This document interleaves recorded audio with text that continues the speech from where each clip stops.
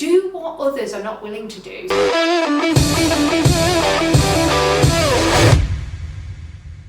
So hi guys, we are now at our next project, which we have owned this property since 2017, and it's been a fully functioning licensed HMO ever since then, and we have had fully let rooms which are doing really well. We've now had the first 2 tenants move out, so I'm just here replacing the bedding because I want high quality finish, and I do actually outsource with the systemization, which we do a lot of separate videos on, where I have other people do the bedding, but these tenants want to move in the next couple of days, and because my agent is busy, I don't want to lose out on the tenant. Now this room for the last 2 and a bit years has been rented for $500 a month, and the next people that are coming to look at this room now, we've already pretty much secured it just by talking and having that relationship over WhatsApp, sending them pictures, testimonials, floor plans, everything like that. We've almost guaranteed that they're going to take the room. They just want to obviously see it in person for $650 a month.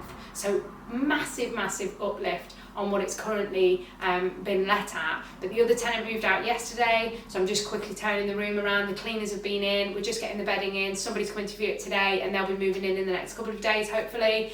And then we've got another room, which I secured that room last night, and they've not been to see it, but they like the pictures and everything. So again, do what others are not willing to do. So messaging people, nobody is going to sell your rooms as powerfully as you are. There are no reasons to have any voids. And also, you can have a property and own it for a long time and up the rent later on, as long as you maintain the quality and standard of your property. So because of the way that we service them, because of the way we maintain them, I'm able to do a quick in and out for new tenants and old tenants, and I'm able to keep uplifting the rents based on the area, based on spend, etc. So keep informed, keep yourself active so that you also don't have any voids in your properties.